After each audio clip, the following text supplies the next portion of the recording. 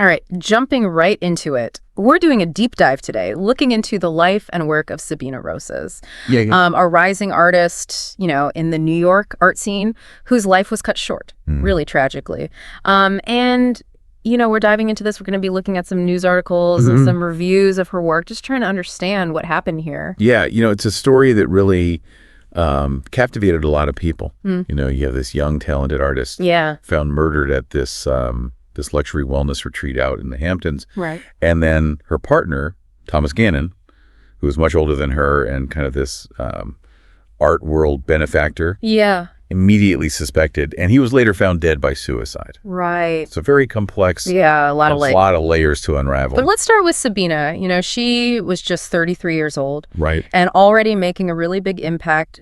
Critics described her work as vibrant and emotive, really able to kind of capture the depths of human, just an incredible talent. And it's interesting because, you read these accounts from people who knew her personally, and they described her as kind, right, compassionate, always willing to listen, offer support. It's like her personality just kind of infused itself into her art, creating this really powerful connection. Yeah, it's so powerful and, so young. Yeah. It just makes her loss even more tragic, especially given the circumstances. But let's talk about this relationship with Thomas Gannon. Right. He was 56, a big name in the art world himself. Yeah. And their relationship, I think it's safe to say it was complicated. The sources all use the word tumultuous. Right. Which I think really does kind of sum it up. Yeah. Initially, he was a patron of her art, supporter, believed in her talent, all of that. Right. But as their relationship progressed, that admiration seemed to turn into something else. Turn into something darker. Right. More possessive, So how did that manifest itself? Like, what were the signs? Well, there are these reports that he would try to control different aspects of her life. Yeah. Dictate who she could see, where she could go, even what projects she could take on. Wow. And he would make these disparaging remarks about her friends, trying to isolate her. It's classic coercive, controlling behavior. It sounds so isolating and suffocating. Absolutely. And I think it's important to remember that coercive control, it is a form of abuse. Right. It's about power and domination. Right.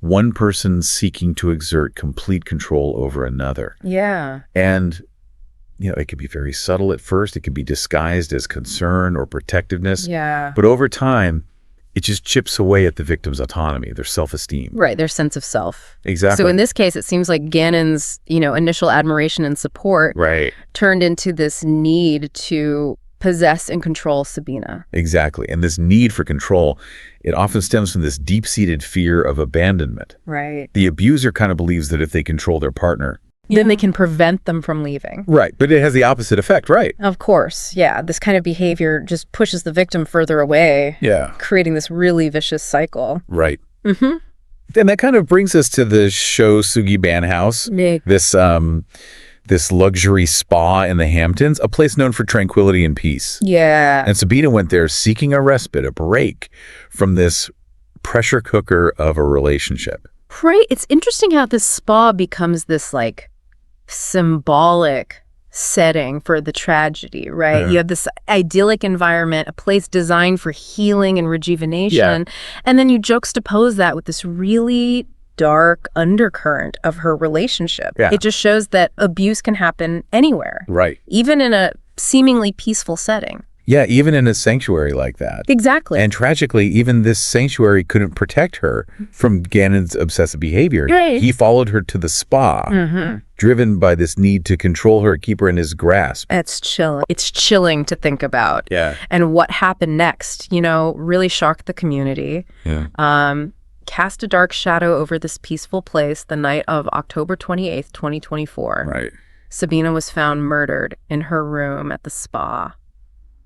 Right. That tranquility was shattered. Yeah. And all eyes turned toward Gannon, who had vanished. Right. Disappeared. And then the next day, the news breaks that Gannon has taken his own life. Yeah. At his home in Pennsylvania. It's this final act, as desperate as it was, only deepened the mystery. Yeah, it just raises so many questions, What drove him to this? What was going through his mind? Right. And it's important to remember that suicide is very complex. Of course. Usually influenced by many different things, but in this case, yeah, it seems inextricably linked to what happened at the spa. Yeah, absolutely. So we have this tragic event, a young artist's life cut short, Right. and then her partner's subsequent suicide. Yeah. It's just a complex and heartbreaking story. Yeah. And I think it's important for us to try to understand, what was behind all of this. Yeah, the psychology of Gannon's descent into this obsession. Yeah. To get a clearer picture, we need to kind of delve deeper into his motivations, his fears, Right. The factors that might have contributed to his actions. Yeah. And we should also examine, abusive relationships in general, Right. the warning signs, Yeah. the ways we can support people who might be trapped. Absolutely. But before we do that, Yeah. I think we should take a moment to remember Sabina for who she was. Yeah. This vibrant, talented artist whose life was tragically cut short.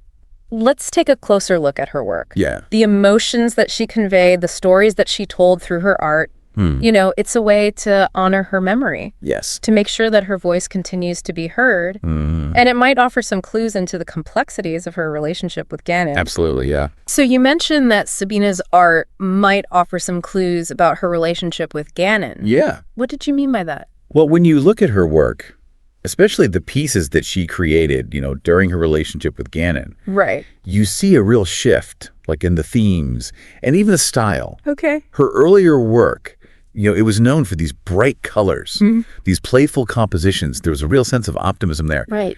But as the relationship progressed, Yeah. her palette got darker. Oh, wow. The brushstrokes became more frantic. Okay. And even the figures themselves often became distorted or fragmented. Wow. It's almost as if the darkness that was encroaching on her life was finding its way into her art.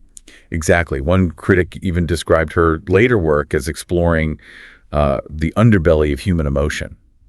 Wow. Which I think is a really fitting description. Yeah. There's just a raw vulnerability there that wasn't present in her earlier work. Right. It's like she was using art as an outlet. Yeah. To try and process all this turmoil she was going through. Right, to process what was happening. Yeah. Are there any specific pieces that you know of that might reflect the relationship? Yeah, there's one that really stands out. It's a sculpture. Okay. It's called Entangled. Entangled. Okay. And it depicts these two figures. Their limbs are intertwined in this way that suggests both intimacy, but also struggle. Wow. And the figures themselves are faceless, almost abstract, which adds to this feeling of unease. Right. It's a powerful piece. Yeah. And a lot of critics saw it as, this direct reflection of their relationship. Wow. So even as Gannon was trying to, control her life, limit her expression, Sabina was finding ways to channel her experiences, her emotions into her art. Absolutely. Art can be so cathartic. Yeah. A way to process trauma, to make meaning out of difficult experiences. Yeah. And for Sabina, it seems like her art became this lifeline, this way to hold on to herself in the face of his controlling behavior. In the face of all of that, wow. Yeah. It just makes her loss even more devastating. It does. Knowing that she was fighting so hard to maintain her autonomy, her creative spirit. Yeah, and it also makes me think about, abusive relationships in the art world in general. Right. We hear about these power imbalances all the time. Yeah. The dynamics of control and manipulation. Yeah, for sure. It's definitely an issue that deserves a lot more attention. What can be done to, protect artists? Yeah. Create a safer environment?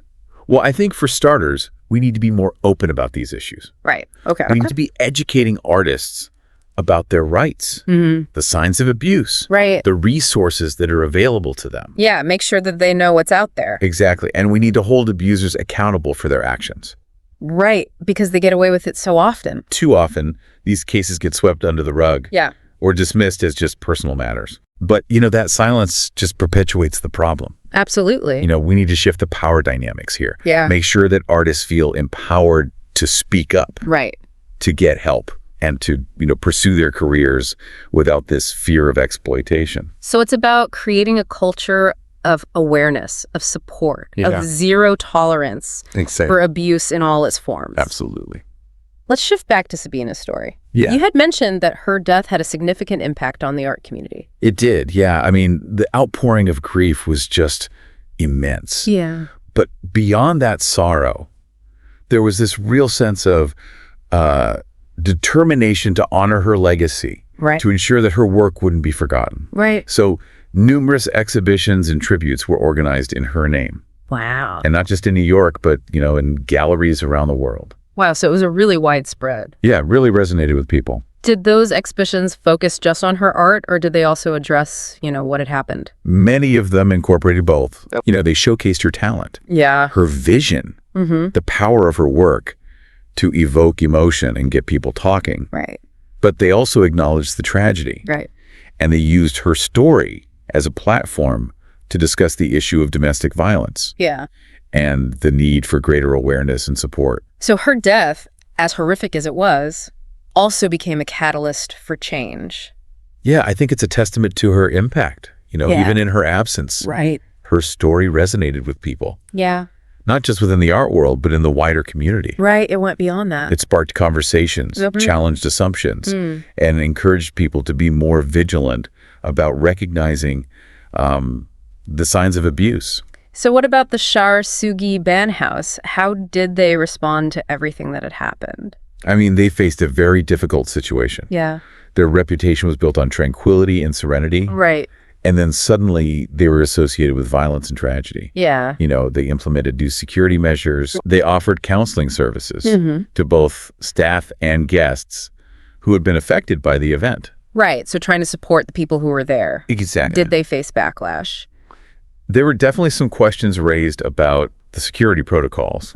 Whether they could have done more to prevent it.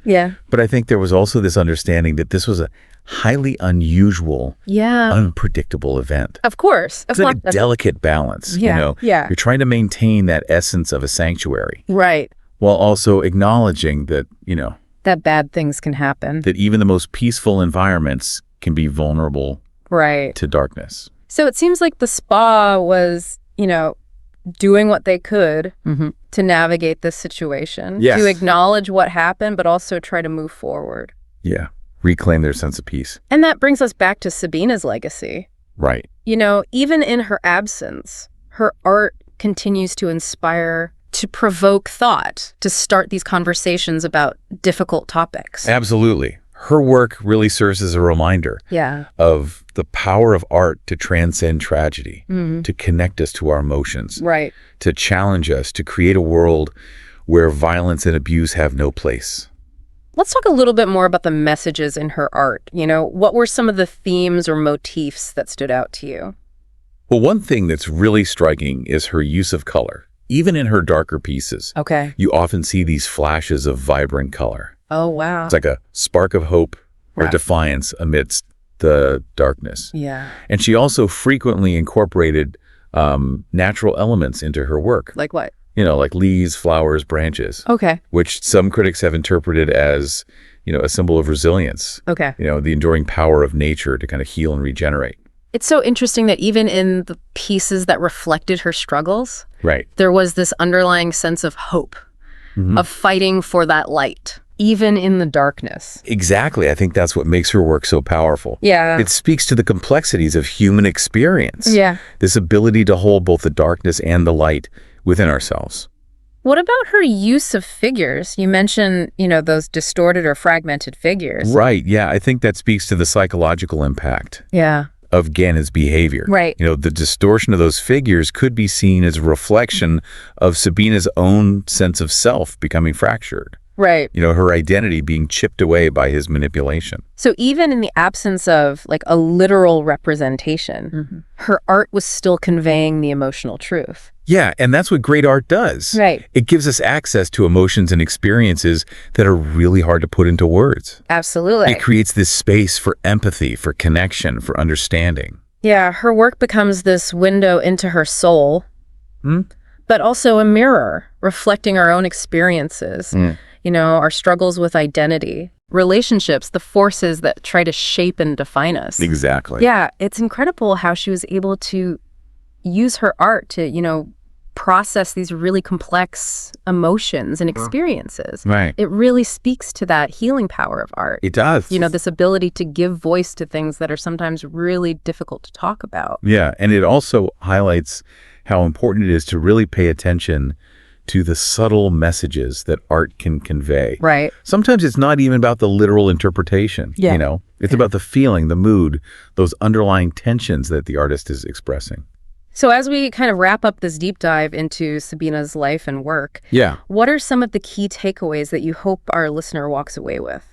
Well, I think on a personal level, Sabina's story really reminds us that we need to be able to recognize those signs of an unhealthy relationship, both in our own lives and in the lives of our loved ones. We need to be aware of those subtle ways that control and manipulation can show up. And we need to be willing to speak up and offer support to those who might be struggling.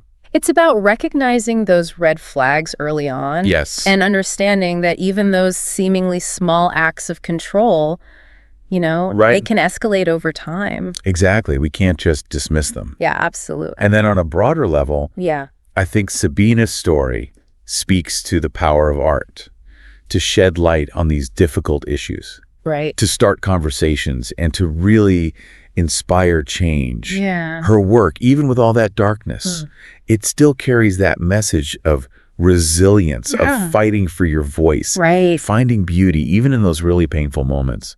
It's a powerful reminder that art can be this tool for healing. Absolutely. For social commentary, personal transformation. It can connect us to our own emotions, to the experiences of others, and to the larger human story. Well, thank you so much for sharing your insights with us today. It's been my pleasure. It's been a really moving and thought-provoking conversation. It really has, I hope, that Sabina's story, as tragic as it is, can be that catalyst for greater awareness, understanding and compassion. Absolutely. And for our listeners, if you're interested in learning more about Sabina Rosas and her work, we encourage you to go seek it out online, visit a local gallery that might be showcasing her pieces. Let her work speak to you, move you, and inspire you. And remember, if you or someone you know is experiencing abuse, there are resources out there to help. Absolutely. Don't hesitate to reach out for support. There's hope, and no one has to go through this alone. Thank you for joining us on this deep dive. We hope you found it insightful and thought-provoking. Until next time, keep exploring, keep learning, and keep the conversation going.